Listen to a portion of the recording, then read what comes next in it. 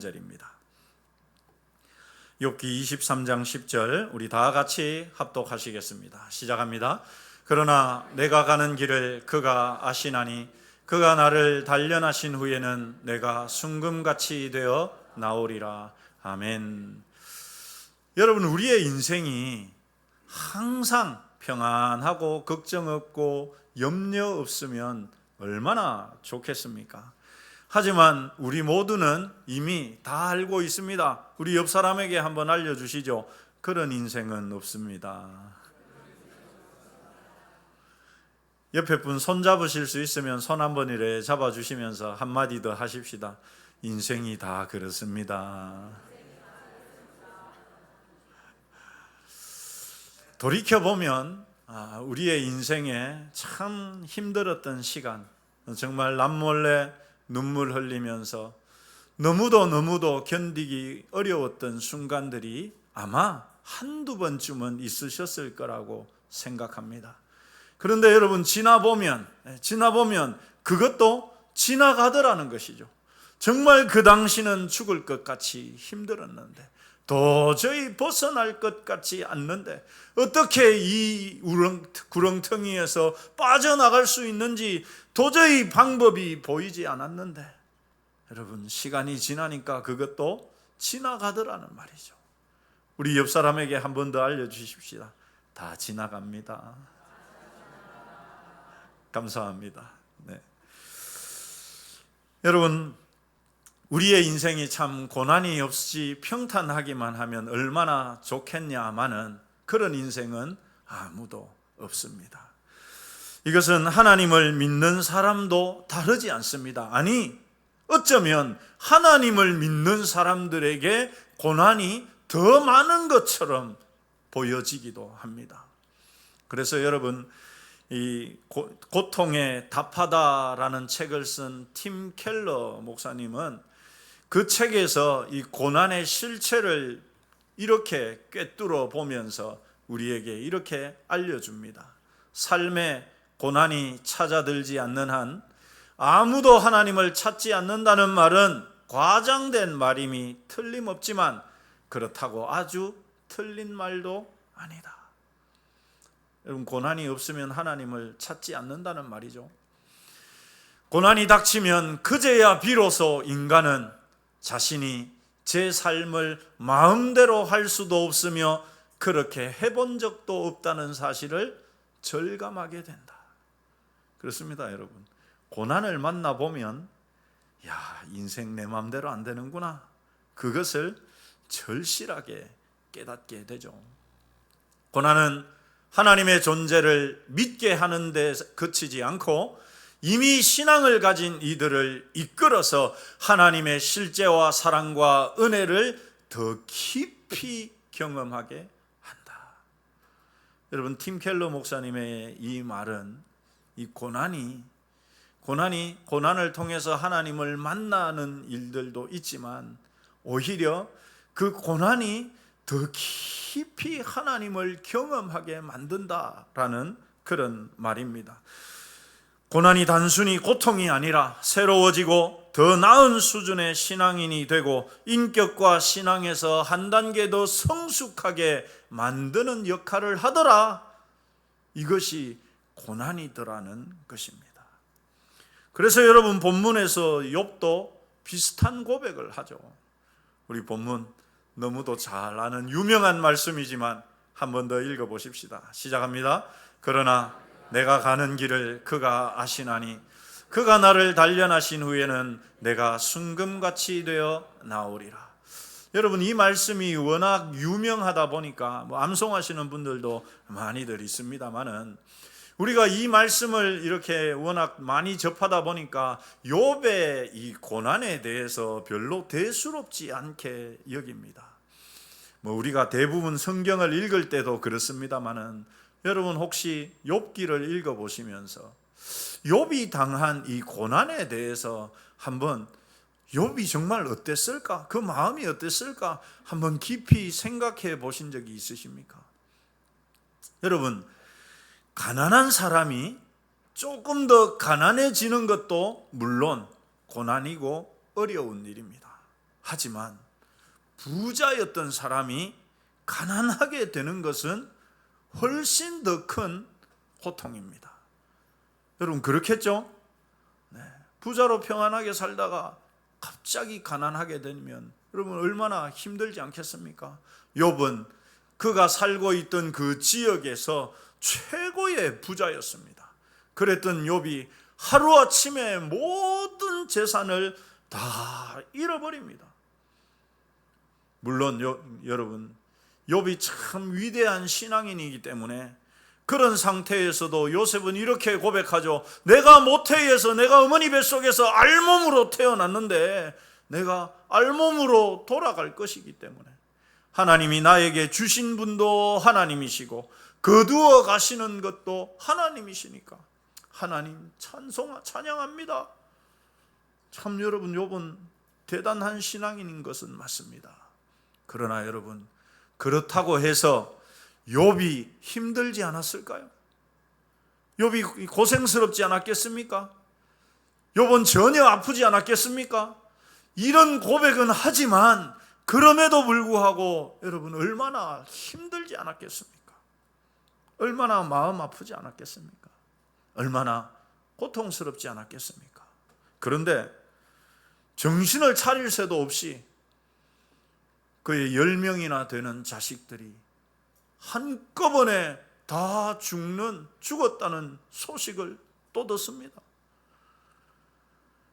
여러분 웬만한 사람이라도 아마 이 정도 되면 정신을 차리지 못할 겁니다. 그 자녀들의 그 자식들의 장례식은 어떻게 치를 것이며 한 명도 아니고 여러분 10명이나 되는 자식들이 한꺼번에 죽었는데 여러분 우리가 이런 일은 꼭 우리가 경험해 보지 않아도 얼마든지 부모된 우리는 얼마든지 그 욥의 찢어지는 마음을 충분히 알 수가 있습니다. 보통의 사람은 정신을 차릴 수 없을 정도의 이 충격과 고통을 받았을 것입니다. 그런데 여러분 욥의 고난은 여기서 끝나지 않습니다. 이번에는 그의 몸에 큰 병이 들어가지고 차라리 죽는 것만 못한 차라리 죽는 것이 더 나은 그런 상황이 됩니다. 엎친 데 덮친 격이라고 하죠. 여러분 앞에 두 가지가 욥에게 정신적이고 심리적인 고통을 주었다면 이번 것은 그의 육신에 직접적인 고통을 주었습니다. 얼마나 여러분 고통스러웠으면 얼마나 그 병이 심각했으면 욥의 친구들이 욥을 봤는데 욥인 줄 알아보지 못할 정도로 욥이 처참하게 망가져 있었습니다. 그러니 여러분 정작 당사자는 얼마나 고통스럽지 않겠습니까? 그래서 욥은 이렇게 부르짖습니다. 내 마음이 뼈를 깎는 고통을 겪느니 차라리 숨이 막히는 것과 죽는 것을 택하리이다.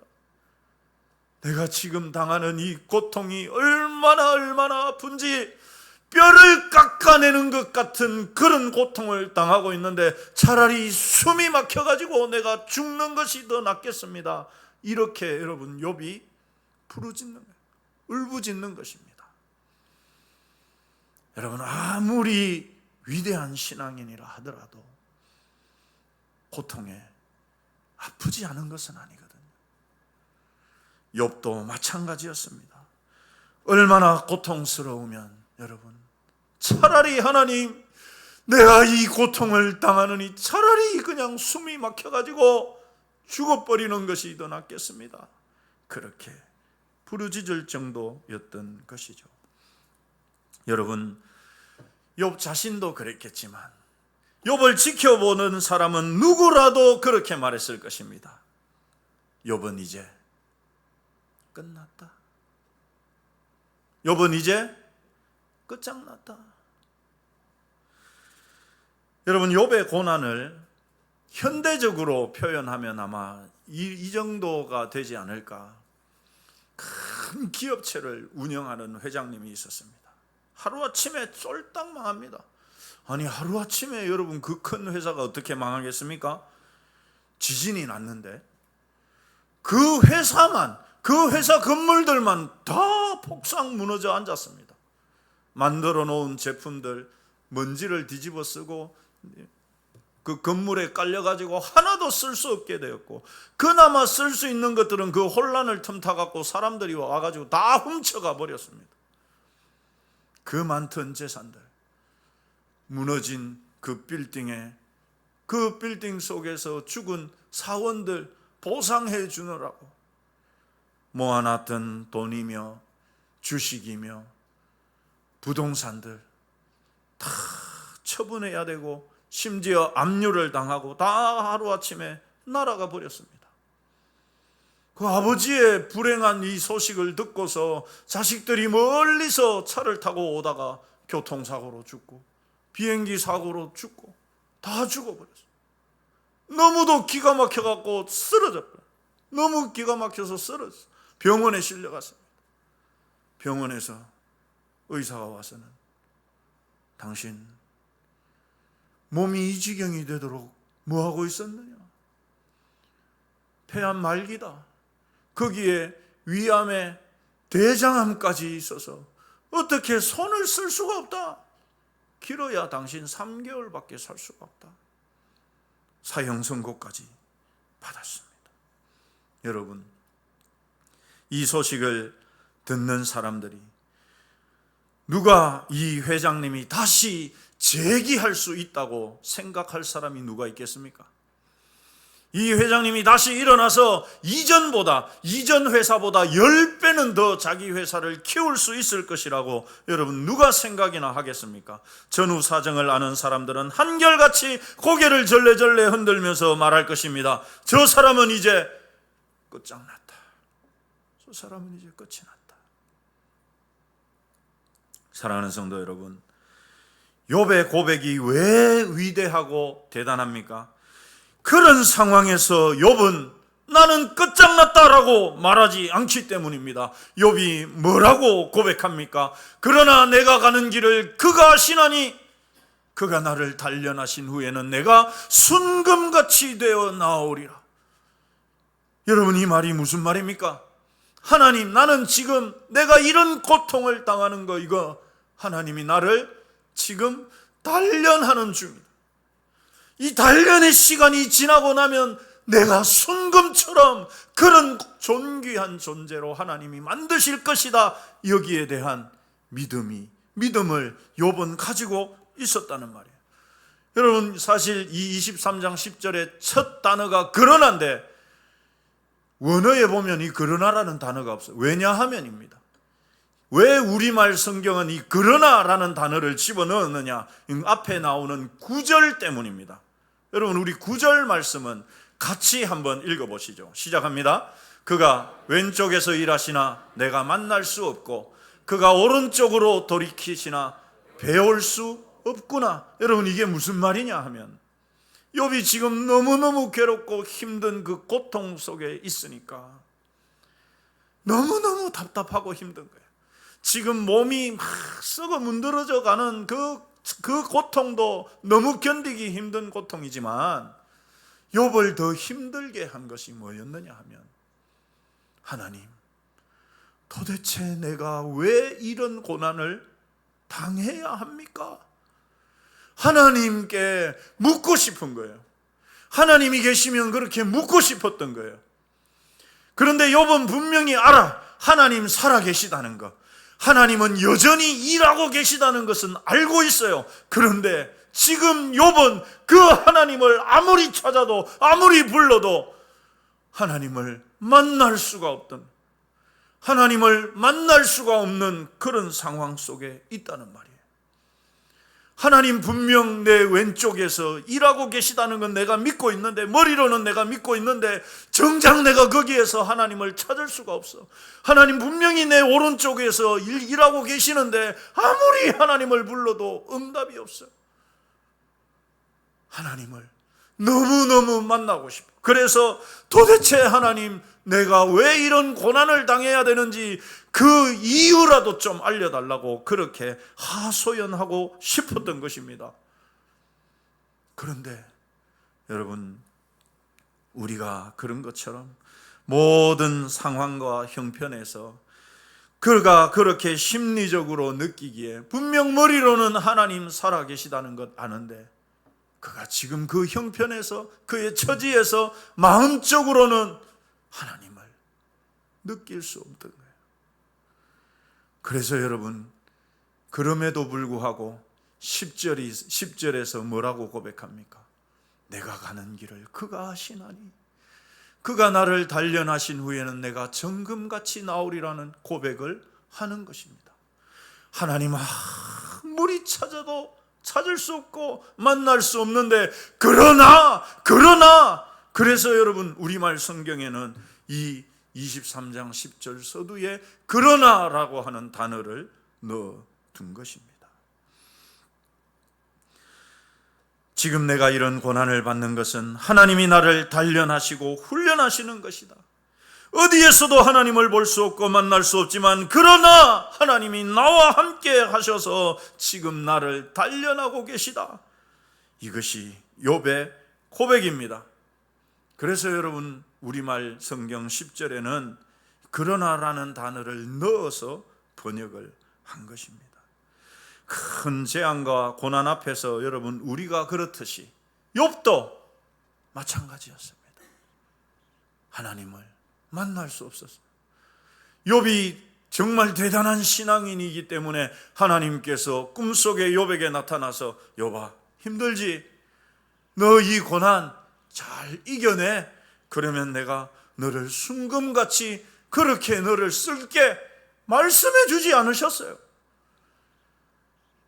여러분 우리가 어려운 시기, 고난과 고통의 시기에 하나님이 오셔가지고 하나님이 나타나셔가지고 손잡아 주시고 어깨 두드려 주시던가요? 아니요, 그러지 않습니다. 그런 일이 없어요. 욥도 마찬가지였습니다. 그러나 욥은 그런 상황에서도 여전히 하나님을 향한 믿음을 붙들고 있었던 것입니다.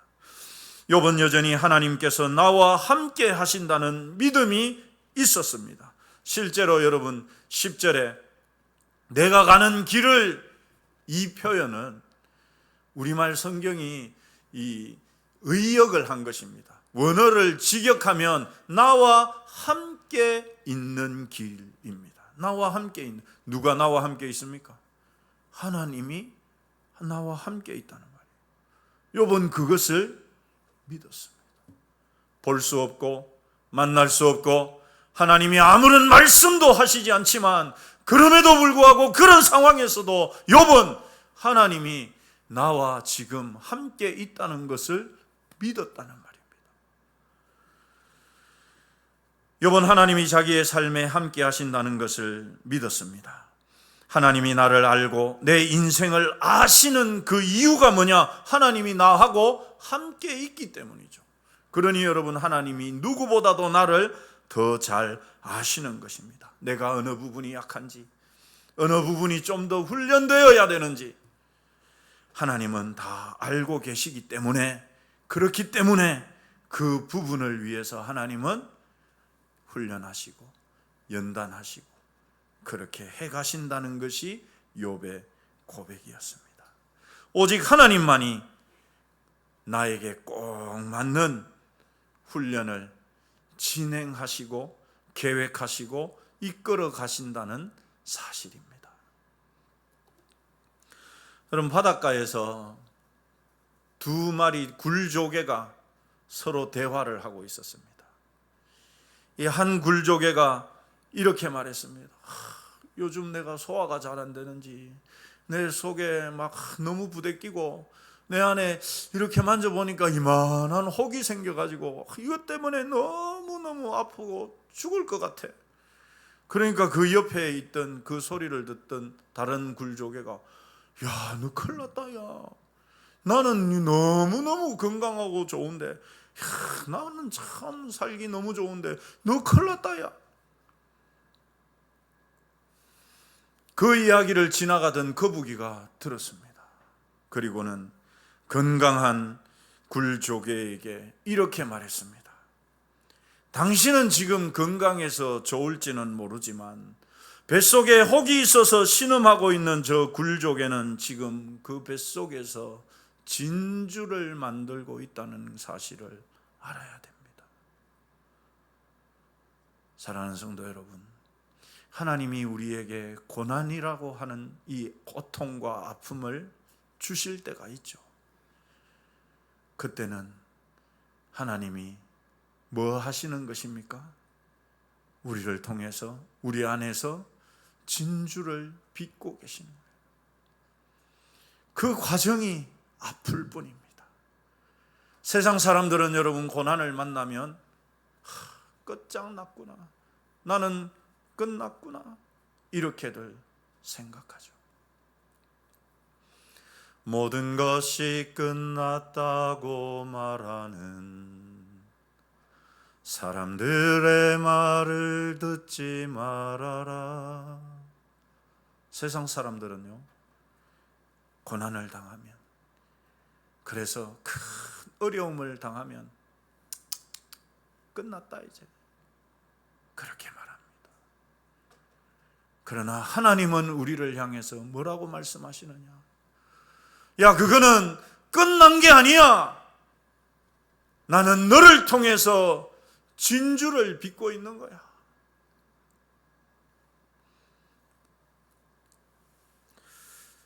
제가 아주 좋아하는 그 작품이, 미술 작품이 하나 있는데요, 언젠가 제가 말씀을 드렸는지도 모르겠습니다. 여러분, 이게 뭐처럼 보이십니까? 소, 맞습니다. 소머리죠, 정확하게 말하면. 작품 이름도 황소머리입니다. 황소머리. 근데 여러분, 이걸 뭐로 만들었는지 아십니까? 잘 보십시오. 뭐로 만든 것 같습니까? 쇠 익하면 안 되고 뭐로 만든 것 같습니까? 자전거. 자전거 뭐하고 뭐로 만들었습니까? 안장하고 핸들입니다. 소머리는, 얼굴은 안장이고 뿔은 핸들이 핸들.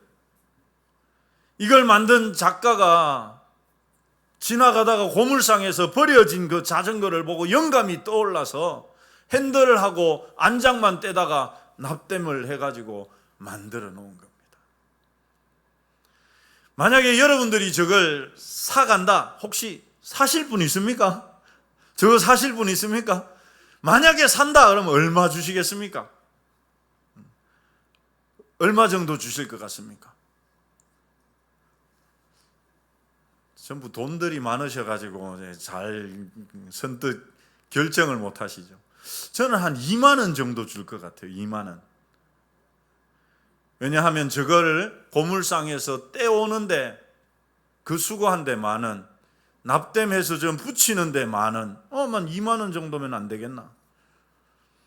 그런데 여러분, 이 작품이 얼마에 팔렸느냐? 놀라지 마십시오. 300억 원에 팔렸습니다. 얼마요? 300억 원입니다. 300억 원. 300억의 가치가 있어 보입니까? 아유, 나라도 만들겠다. 나도 만들겠다. 나도 저거보다 더 잘 만들 수도 있겠다. 여러분,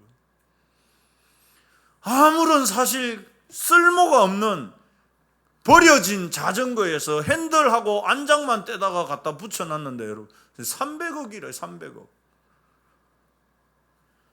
여러분, 이 작품이 300억에 팔린 것은 저 작품이 뭔가 대단한 가치가 있고 저 작품 자체가 아주 값비싸기 때문이 아닙니다.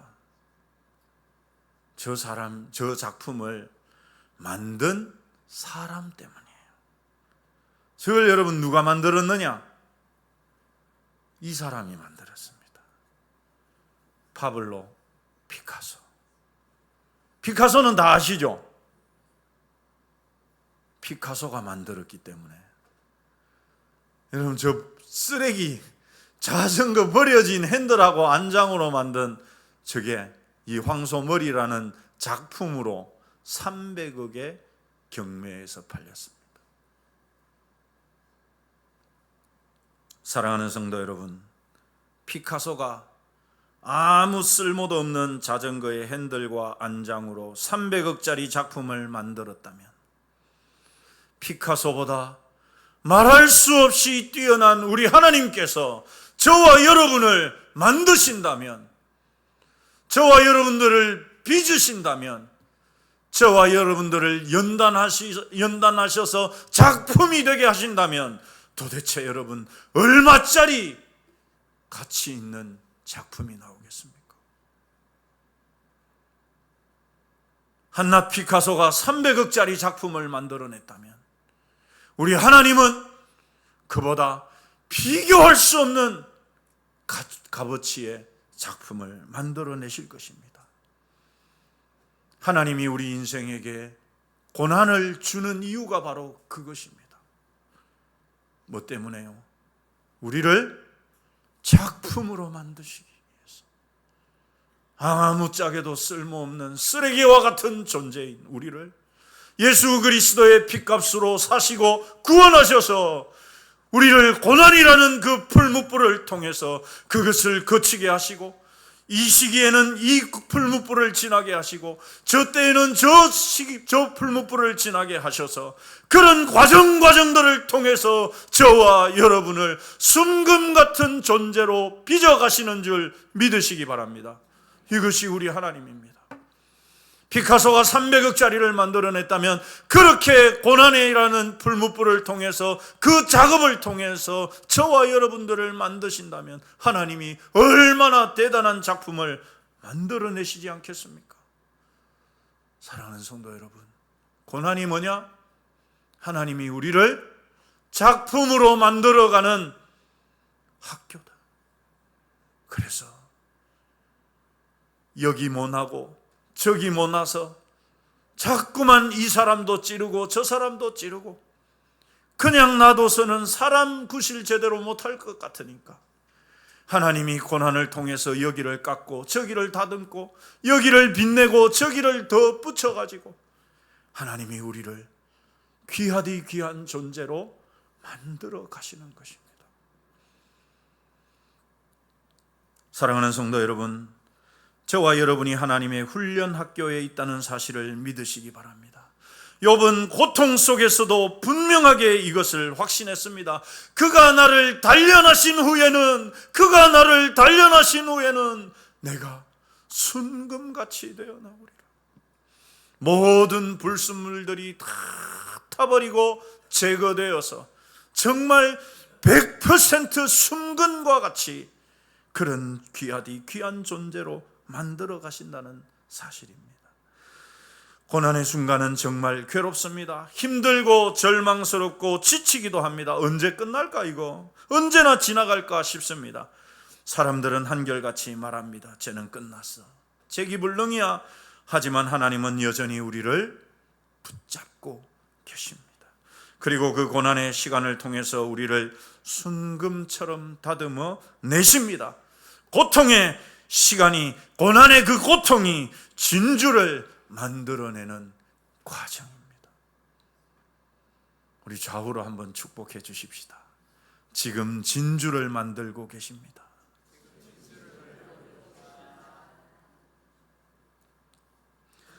성경은 우리에게 이렇게 말씀합니다. 우리 베드로전서 4장 12절 13절 같이 읽겠습니다. 시작합니다. 사랑하는 자들아, 너희를 연단하려고 오는 불시험을 이상한 일 당하는 것 같이 이상히 여기지 말고 오히려 너희가 그리스도의 고난에 참여하는 것으로 즐거워하라. 이는 그의 영광을 나타내실 때에 너희로 즐거워하고 기뻐하게 하려 함이라. 아멘. 여러분, 분명 고난의 목적은 우리를 연단하기 위함이다. 깎고 다듬고 다듬어서 하나님이 지금 우리를 순금처럼 진주 같은 존재로 만들어 가시는 과정이다. 그런데 여러분, 그것이 힘들고 고통스럽기 때문에 성경도 그것을 불시험이라고, 얼마나 고통스럽고 힘들면 그것을 불시험이라고 분명하게 이야기하고 있습니다. 하지만 고난을 대하는 성도들의 바른 태도, 바른 자세는 뭐냐? 지금 내가 그 불시험 가운데 있다 하면은 기뻐해라. 왜요? 하나님이 또 나를 깎고 계시다. 하나님이 지금 나를 통해서 진주를 만들고 계시다. 그래서 하나님이 이런 시험 속에 나를 넣으신 것이다. 사랑하는 성도 여러분, 어떻게 우리가 고난 가운데 기뻐하고 즐거워할 수 있습니까? 어떻게 그럴 수 있습니까? 비결은 단 한 가지입니다. 따라서 하십시다. 하나님을 신뢰하는 것이다. 어떤 하나님을 신뢰합니까? 피카소가 300억짜리를 작품 만들어냈다면, 그것도 아무짝에 쓸모없는 버려진 자전거 핸들과 안장으로 300억짜리를 만들어냈다면, 우리 하나님은 나를 통해서 훨씬 더 존귀한, 훨씬 더 값어치 있는 그런 작품으로 만들어내실 거라는 하나님에 대한 신뢰, 그 믿음, 그것이 여러분 시험을 당할 때 오히려 기뻐할 수 있는 비결이라는 사실입니다. 사랑하는 성도 여러분, 하나님을 신뢰하십시다. 우리를 지금 다듬고 계시고 빚고 계시고 만들어 가시는 그 하나님을 신뢰하시는 저와 여러분이 되시기를 소망합니다. 그래서 이런저런 인생의 고난을 만날 때 그것이 고난이 아니라 하나님이 나를 훈련하시는, 내가 훈련 학교에 들어가는 것이다, 하나님이 나를 빚어가는 것이다, 그렇게 믿으시고 그렇게 받으시고 우리를 만들어 가시는 하나님을 신뢰하며 하나님의 이 고난이라는 하나님의 훈련 학교를 모두가 우수한 성적으로 수료하시기를 주님의 이름으로 축원합니다.